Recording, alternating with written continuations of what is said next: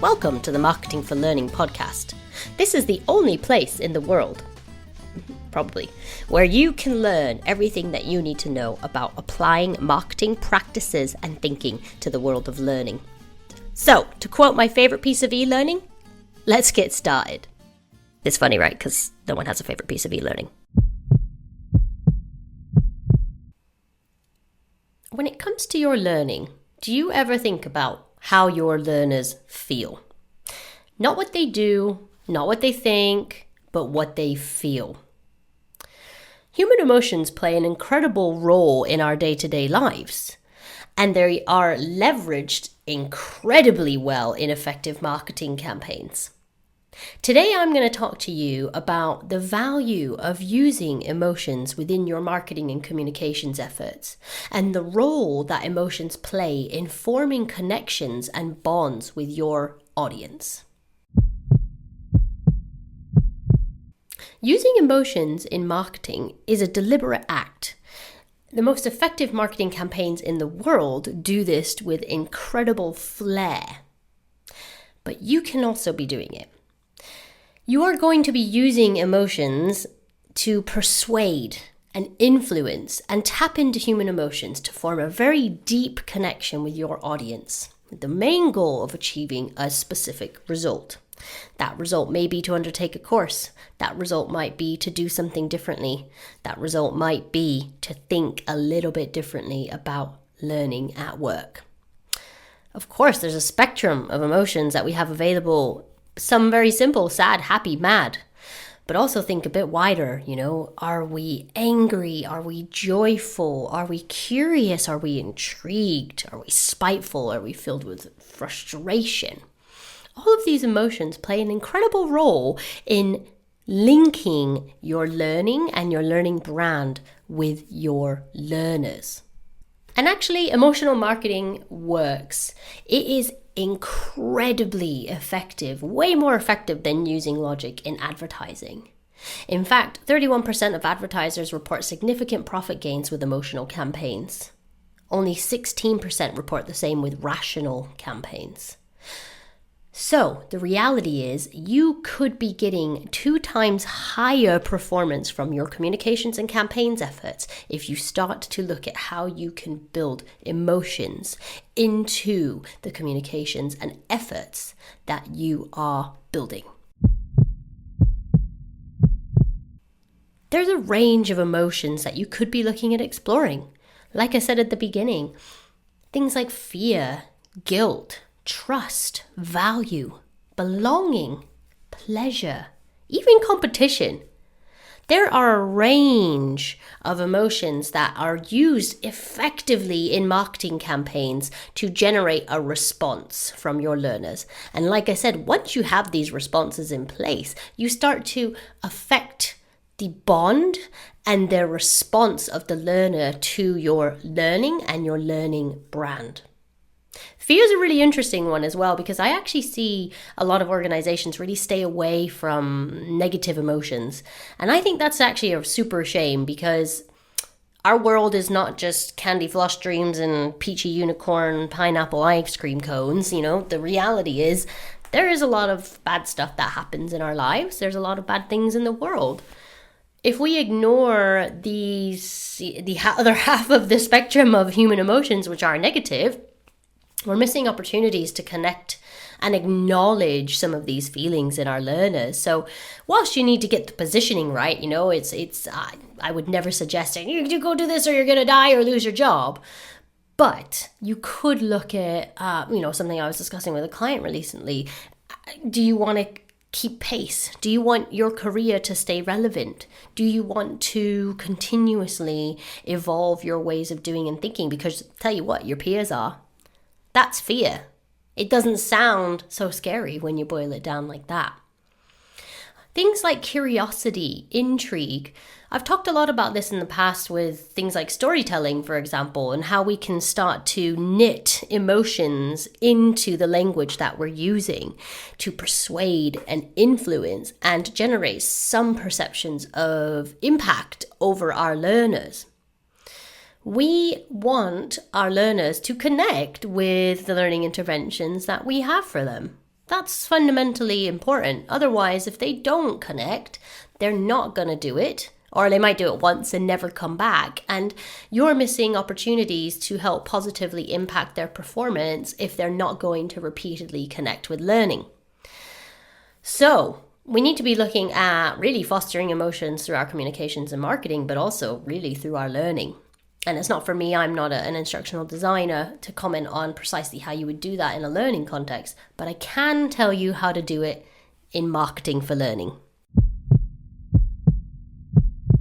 I found a really cool adaptation of Maslow's hierarchy of needs pyramid the other day, and it was actually talking about how Apple has basically exploited and used this pyramid to develop and evolve their brand over time using emotions.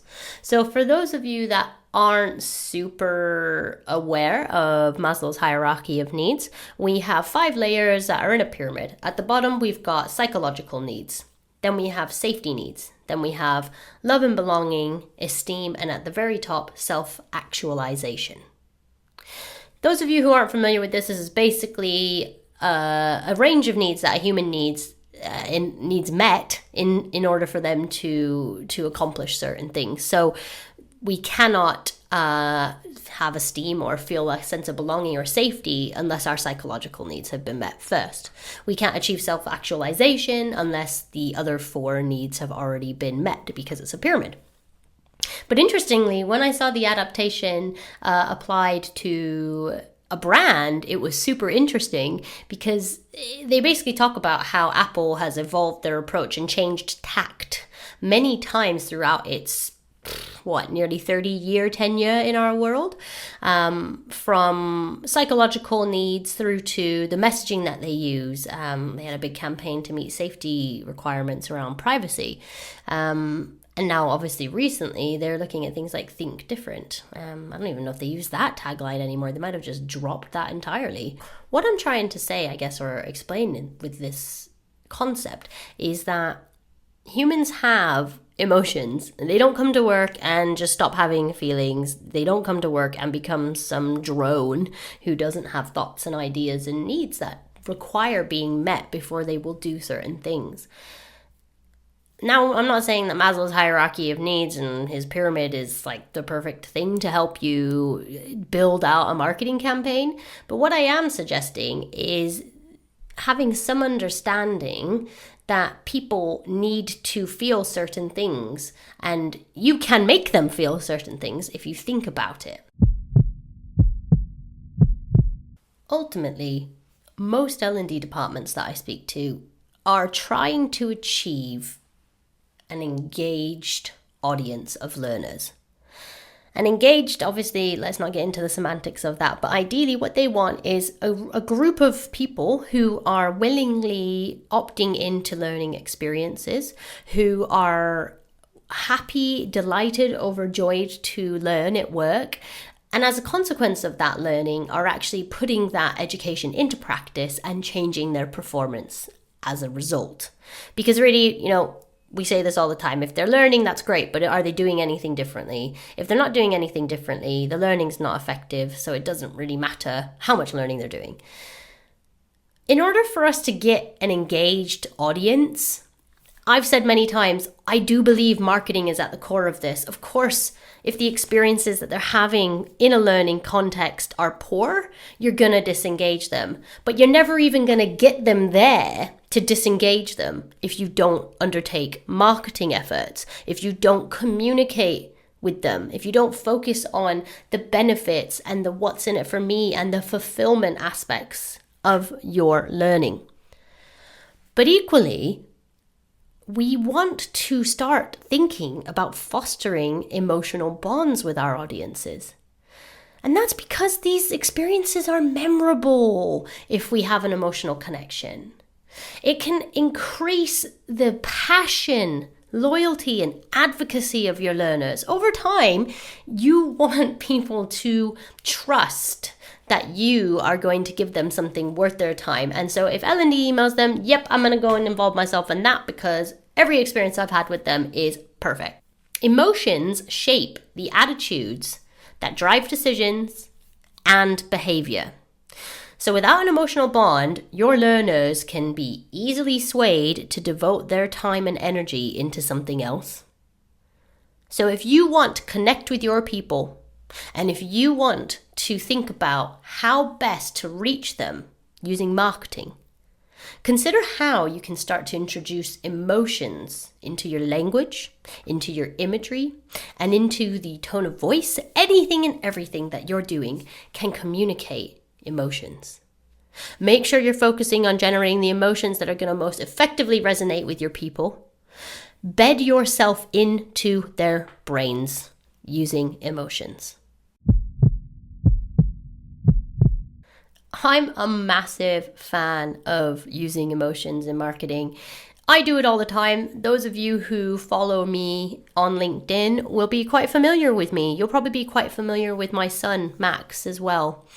And I love him, and there's a reason why I use him in my content on LinkedIn, because he triggers emotions in people. Cute baby, great, wonderful. But actually, people have started to invest in my story as a single mother. They've started to involve themselves in me running a business as a mother, and how do you do that balance? And more importantly, they've started to invest in beautiful baby Max and what he is up to and how he's changing and how he's developing. This is an excellent example of evoking emotion in audiences. Is it intentional? Yes. Is it contrived? No. My son is my son. I love him, and I love sharing how much he's changing and how exciting life is for an 8-month-old baby. But I use that emotion to great effect. I've also used it many, many times when I'm trying to educate and inform people about marketing for learning, and creating a fear of uncertainty, of being left behind, of stagnation. This is, again, language I've used to evoke certain responses. I have been a marketer for nearly a decade, and I can say hand on heart, the campaigns that I have developed and launched that have been most effective have done so because they have had a desire for an emotional connection at their core. Brands that are doing emotional marketing have more committed, more loyal, more advocacy towards their brand, and their customers love them. Wouldn't you like your learners to do the same? So that's just one more short, swift episode of the Marketing for Learning podcast. Of course, if you've liked what you've heard, please subscribe and spread the news as well. You know, we're a new podcast. We're trying to really educate the learning and development industry as much as possible here. And a big part of that is as many people as possible listening to what we've got to say.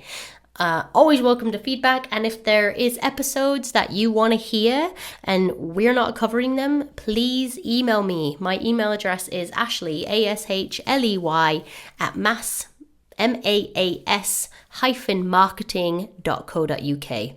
If there's episodes you want that we're not doing, let me know and I will jump on it. See you soon.